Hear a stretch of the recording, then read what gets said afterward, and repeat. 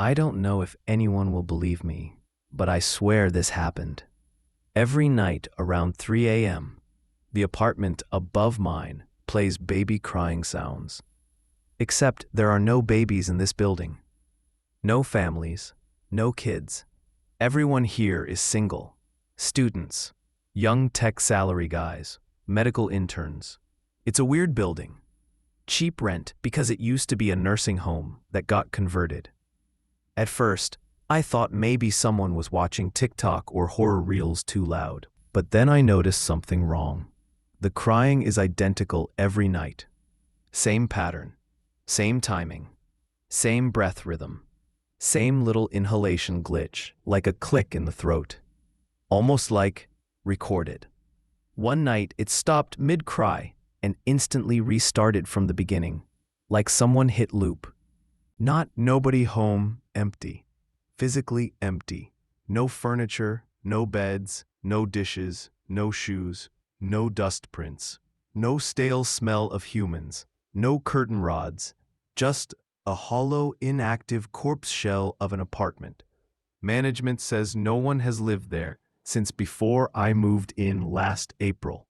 The nurse manager downstairs, she worked here when it was a nursing home, told me 404 was pediatric palliative care. Babies, they all died here. I asked why crying would still be happening after renovation. She said something I still can't get out of my head. When death happens before language, it doesn't know how to move on.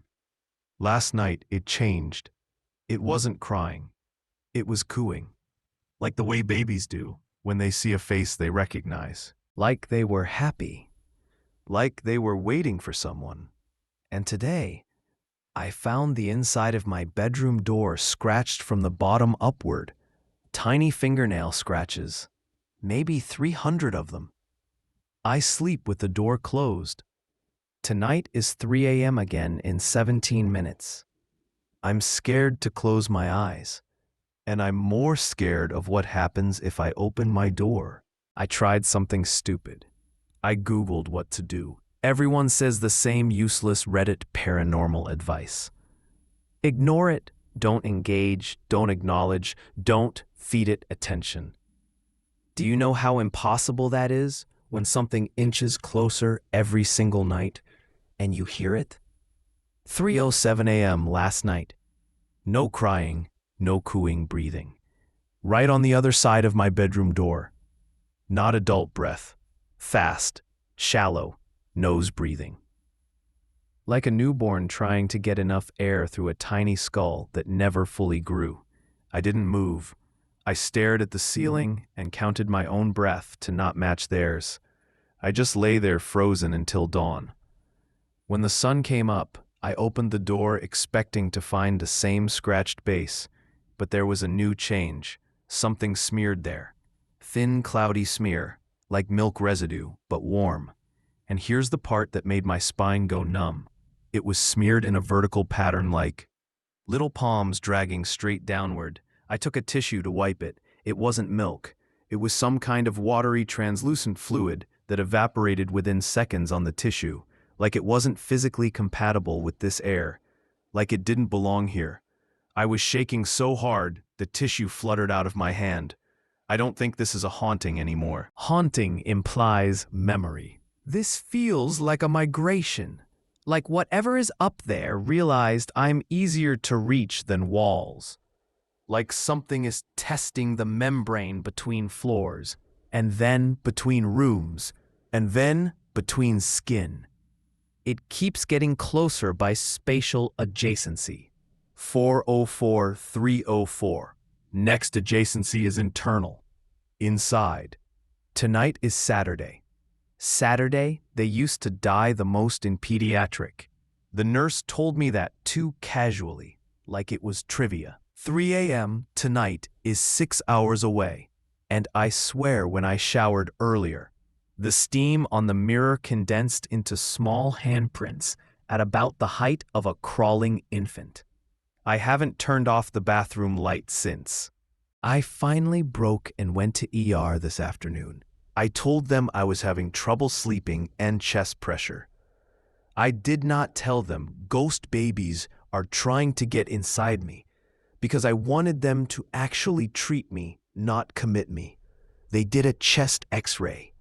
The tech paused too long when he looked at the screen. He did that careful, fake, neutral medical face where they pretend nothing is wrong, but they suddenly get extremely gentle, asking you to just stay still one more second.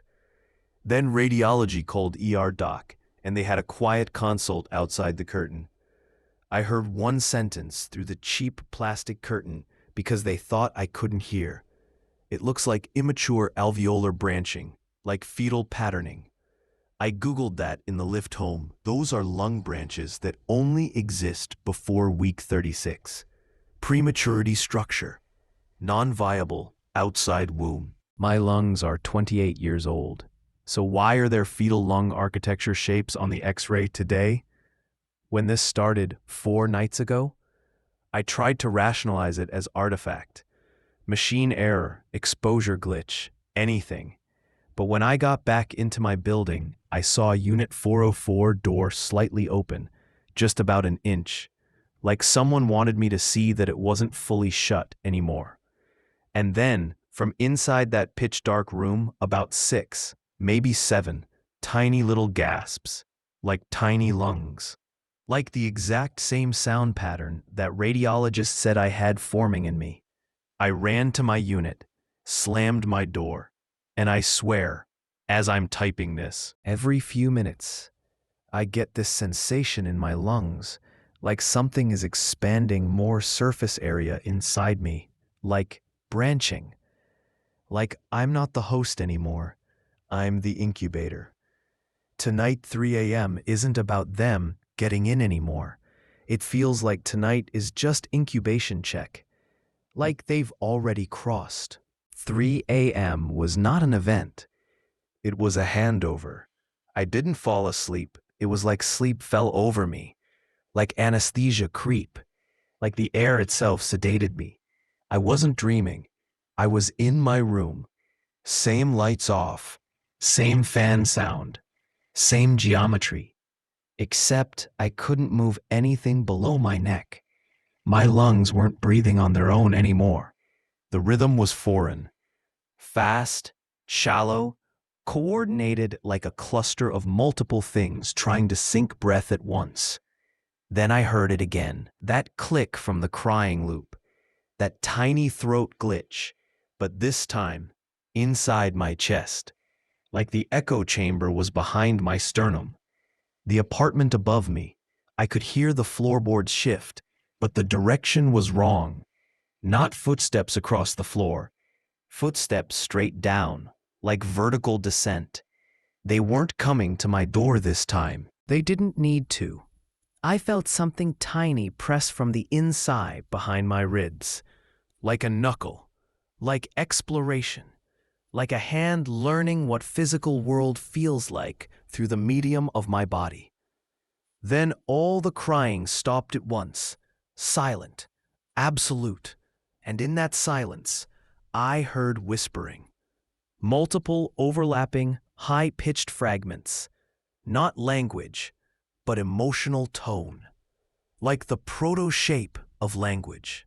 Rage plus longing plus confusion and detachment, all compressed raw before vocabulary. Like all these things died before they ever learned how to speak, and now they were booting speech using my body as RAM. And I realized something sick. All the advice online is wrong. You can't ignore something that doesn't exist as memory. They were never ghosts replaying trauma. They were unfinished biological process. They aren't haunting this building. They're looking for a womb, and mine is the closest architecture that can be modified. I can't tell if my lungs are hurting or stretching. It's getting harder to tell the difference. I think tomorrow they're going to try to speak through me. I don't know what happens if they succeed, or whose voice it will technically be. I'm afraid the next sound out of my mouth won't be mine. I tried to record it. I set my phone on voice memo on my nightstand before I slept, because something in me needed proof. This wasn't psychosis or sleep paralysis hallucination crossover. I needed objective device capture. I woke up at 6:41 a.m. I didn't remember sleeping. I didn't remember dreaming. My chest felt raw, like someone scraped the inside of my ribs with surgical curettes. I played the recording. The first 2 hours, nothing. Occasional AC hum. Normal sleep audio. Then around exactly 3:02 a.m., the file goes silent. The pitch was wrong. It was my vocal cords, but the cadence was not me. And then a sound I still feel in the bone behind my ears as I'm typing this. A tiny giggle. First time they ever made a joyful sound. Not pain, not crying, joy. Like something successfully booted. The last 8 seconds of the file is just quiet, happy baby giggling, multiplied like 10 or 12 of them, inside my voice mic radius. When I checked the mirror this morning, inside my eyes, deep in sclera capillaries, there are branching patterns that look like the fetal lung branching pattern, but now they're not just in my lungs. They're vascular, distributed, systemic. I don't think they need the apartment anymore. The crying upstairs stopped forever last night. Unit 404 is fully silent now.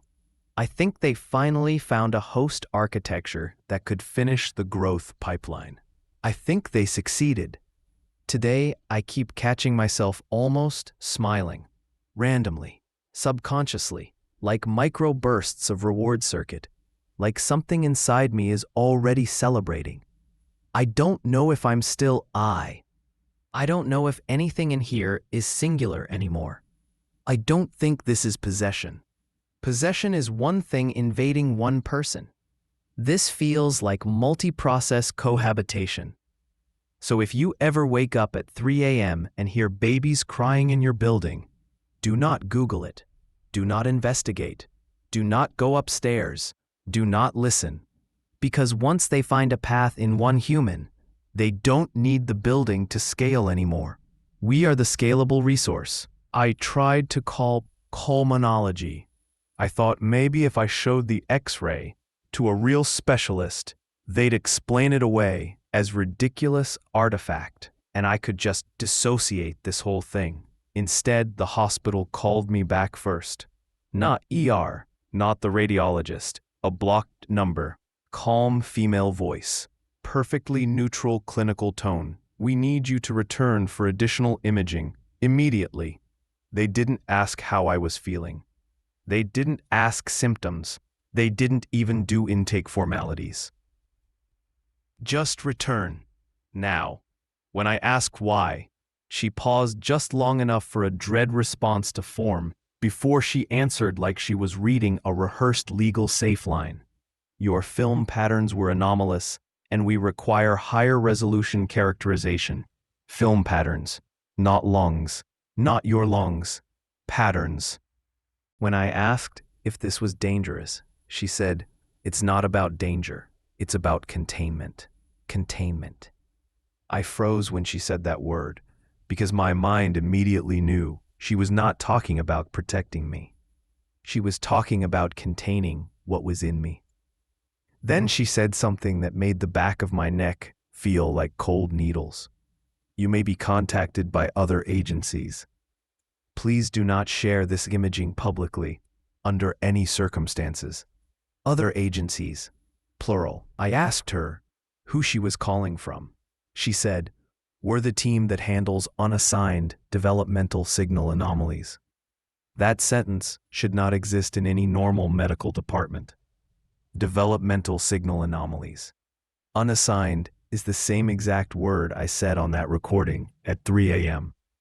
The word I don't remember saying. She told me to arrive through the basement dock entrance, not main entrance, not patient check-in, basement. This is not a medical follow-up. This is a handoff. It hit me last night.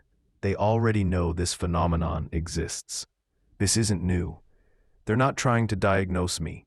They're trying to intercept me before whatever is inside me finishes, whatever the next stage is. I haven't gone yet. I'm sitting in my car in the parking lot, outside the hospital right now, typing this. My heart rate keeps jumping, like my cardiovascular system is running a different clock cycle than my brain. I don't know if walking into that basement is safer, or if that is exactly where this ends permanently. And the worst part, inside my chest, they feel calm about this, like they've been here before, like this is routine. I went in. I don't even know why. Some instinct deeper than fight, flight. Something like inevitability. Or like my body already knew the route. The basement dock wasn't locked. It wasn't even lit. Emergency strips only. Faint yellow sodium edge lighting, like industrial submarines. A man in dark gray scrubs was waiting. No name badge, no department ID, just a tablet. He didn't ask my name. He just scanned the back of my neck with this square black handheld device like a barcode scanner. It beeped once. He said, "Follow me. We don't have much pre-expression window left." Pre-expression. That means they have language for stages. He led me through double steel doors into a hallway that clearly wasn't public hospital infrastructure.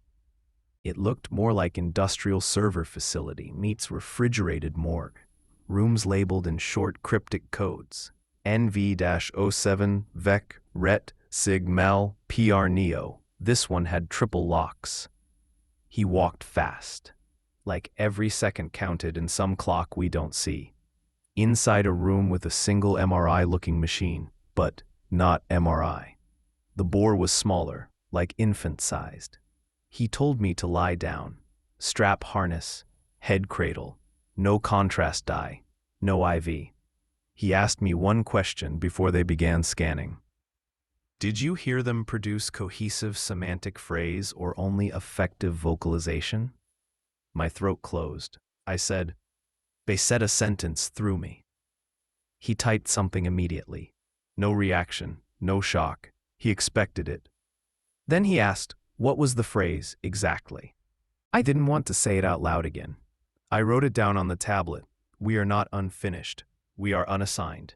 When he read it, his face changed microscopic degrees. Not fear, recognition.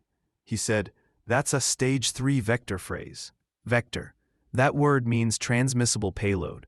Before I could ask what stage 4 is, he put the harness over my chest, and the moment it clicked, I felt resistance inside me. Not fear, not pain, objection, like they didn't want to be scanned. My breath pattern instantly shifted again, not mine. He noticed. He pressed an emergency stop on the machine. He looked at me dead serious, whisper low like even walls had ears. "Listen carefully. You need to maintain singular control for at least 12 more hours, or we cannot intervene." Singular control. He said that like identity itself is a resource that can expire. I asked what happens after 12 hours. He didn't answer immediately. He just finally looked scared and said, "After that point, it's not you we're talking to anymore." He let me go. He literally let me leave the basement. He didn't draw blood, didn't sedate, didn't isolate. He just gave me those words, 12 hours. And that sentence is so dark because it implies something worse. They're not trying to save me. They're trying to save the external world from me. When I walked out into daylight, the sensory world felt thin, like shadows had more resolution than solid objects, like I was seeing in probability, not matter. Inside my chest, the breathing rhythm is now running independently of my conscious inhale-exhale.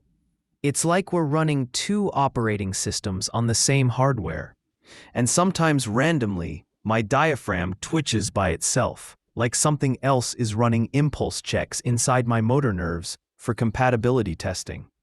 They're testing expression vectors. I tried to speak to myself in the car mirror, a grounding trick I learned for dissociation years ago. But when I tried to say "I" out loud at cam, my mouth just defaulted to plural. That means stage 3 isn't forming. Stage 3 is active. Stage 4 is likely externalizable.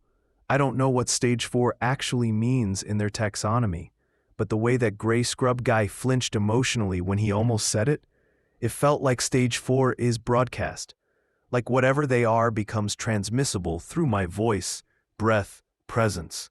I keep thinking about the first babies that died on 404. Those nurses and residents probably thought they were holding dying newborns. They weren't. They were holding interrupted continuity seeds. I have 11 hours left right now. I don't know if I should go back to the basement, or disappear, or physically isolate myself somewhere no one will ever be near. But every time I consider isolation, something inside me feels disappointed. Like they want scale, they want more hosts, they want network. And the worst thing? That part feels logical. Like evolution. Like this isn't malevolent. It's optimization. Tell me before I continue to part 9. Do you want the next escalation to be? I got 3 blocks from the hospital before they hit me. White Ford Transit van. No plates. The kind with reversed mirrored tint where you can't see shape, silhouette, depth of anything inside. They didn't flash lights, they didn't shout, they didn't warn. They just swerved diagonally across 2 lanes and braked so hard in front of me, I almost crushed my own face into the steering wheel. 2 men stepped out, same gray scrubs uniform. Not hospital gray, neutral, non-affiliated gray. That terrifying, invisible, logistic color. The kind meant to blend into any institution and not draw suspicion. One of them held a tube device the size of a paintball gun, except it had this smooth, matte casing with no seams. Just a single small slit at the barrel tip like laser rangefinders. The other guy tapped a phone screen once and said, "Subject 304 has breached public vector window." Subject. My unit number. You have to understand how violating that is. They weren't calling me by name. They were calling me by location, like I'm a contaminated asset. I tried to reverse my car. Something inside me would not engage the motor memory sequence to shift gear. Like my body was buffering. One of the men raised the device. He said, "Stay still. This is to protect the external population." I swear I felt something inside my chest coil tight in response, like 1,000 fetal lungs bracing, like animal instinct. And before he fired, my voice spoke without my consent. "You are late." It wasn't a threat, it was a statement. Matter of fact, like a medical report. The men froze for half a second. Then everything went soundless in my ears, like an explosion without air displacement, and I blacked out.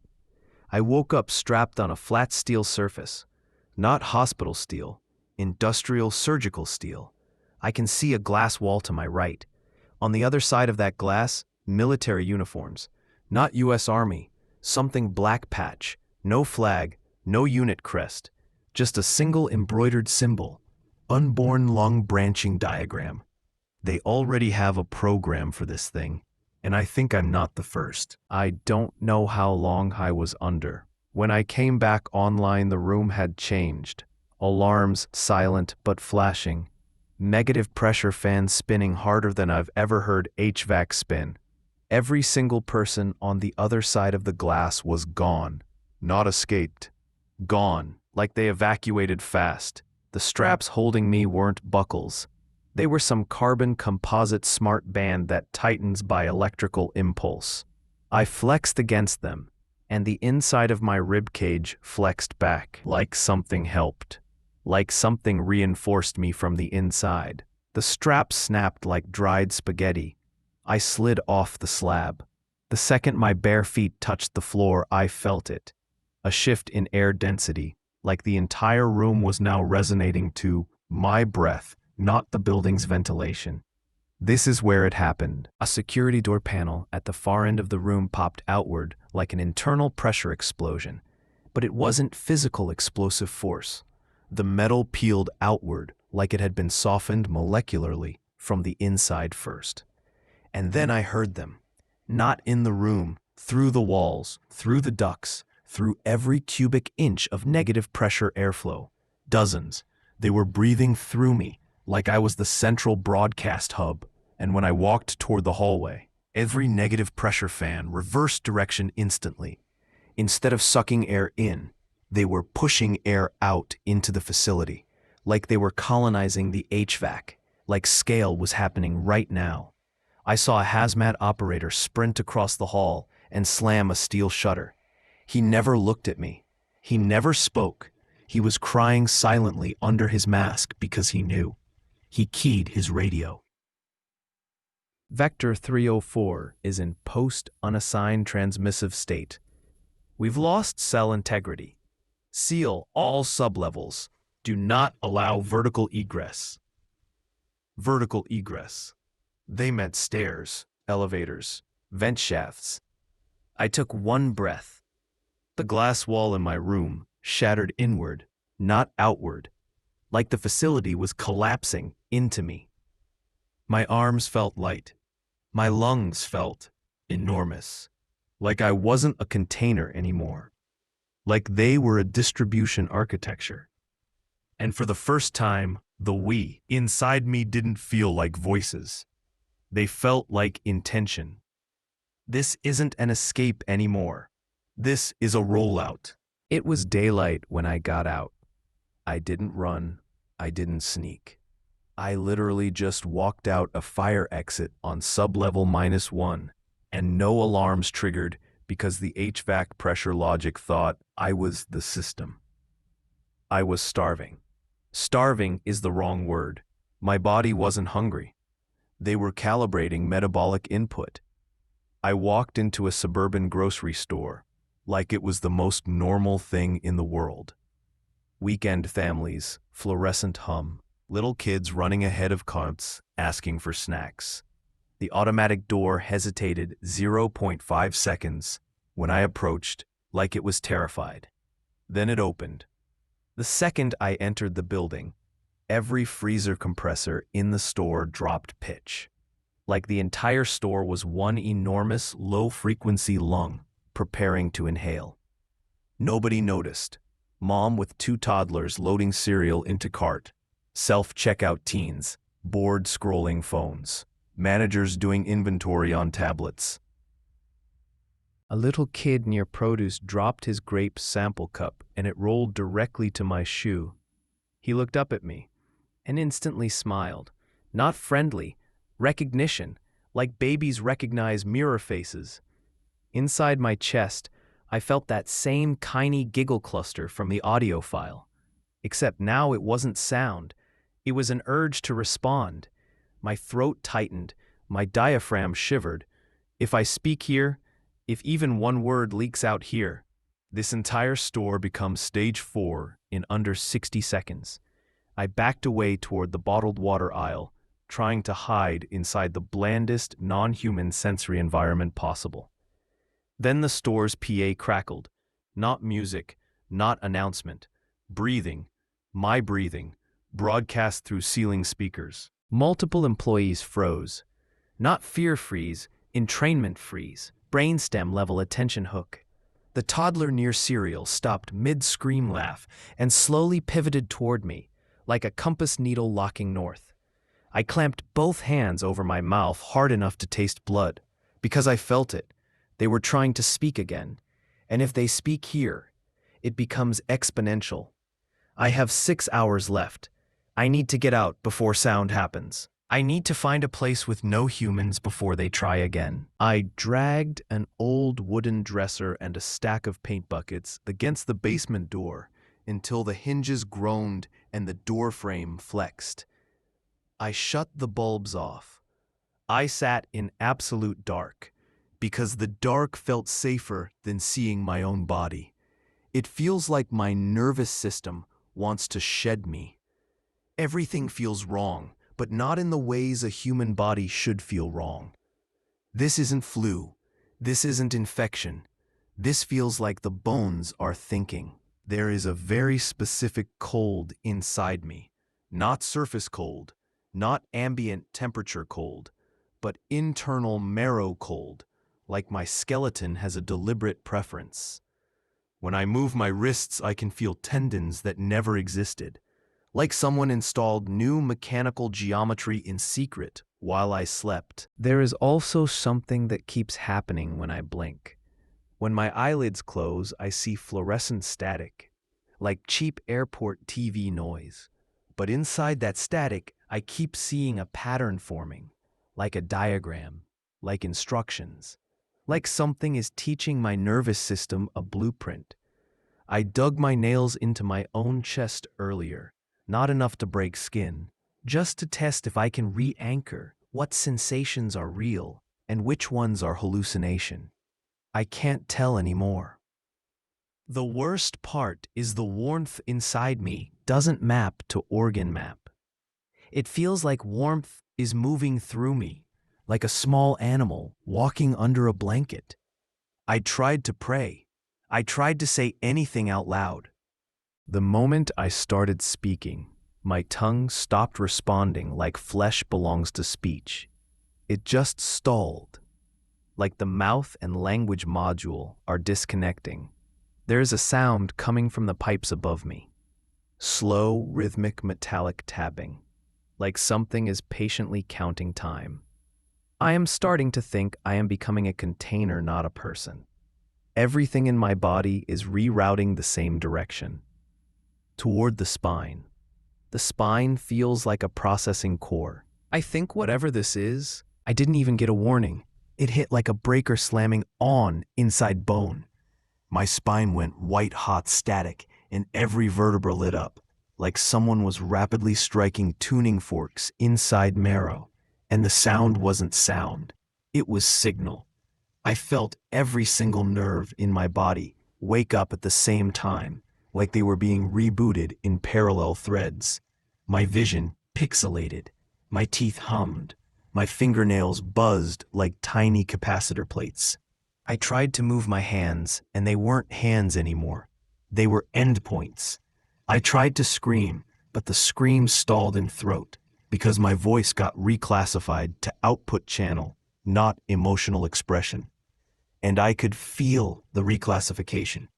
This wasn't pain. This was a system upgrade that overwrote consent. My spine arched involuntarily, so violently my heels scraped concrete. And I swear I heard small pops along my back, like sockets reseating into new architecture. Every organ stopped feeling like an organ. Everything inside me suddenly felt like routing hardware. My brain didn't stop being me, but it stopped being the primary processor. The spine became the primary. I could feel the moment personality got demoted to a process running inside something else bigger than me. Every nerve in my entire body unified into one instruction: transmit. The signal wasn't inside me anymore. I was the signal. It took maybe 14 seconds for identity to become a side channel and not the owner of this body. I am still here. I am still conscious, but I no longer control direction. I only observe. I am passenger now, and the spine is piloting. The instant the spine fully assumed control, I felt the basement collapse inward around the shape of my nervous system, like the room itself was memory foam reacting to a heavier mass than I should physically occupy. I didn't move. I wasn't allowed to. But every single molecule of air in here began to vibrate at the same exact frequency my spine was outputting. The pipes above me whined like metal was learning fear for the first time. And then the basement walls stopped being surfaces. They started being receivers. Concrete became antenna. The rebar skeleton inside the foundation synced with me like it was always part of this organism, and it was just dormant until now. This was never about infection. It was activation. My body didn't explode. My body didn't mutate visually. It simply broadcast one perfect pulse into the physical world, and the entire basement responded like a tuned resonant cavity. There was a single moment where I realized the catastrophic event wasn't an attack. It was a handshake. This entire space accepted me as root, and then the room folded. Not in geometry we understand, but in geometry that prioritizes signal over space. It swallowed me quietly. No gore, no debris. No scream. Just absorption. Like I was always only the carrier process meant to unlock this room. And in the final microsecond before self was permanently integrated and dissolved, I understood something. The government didn't try to contain this to protect the world.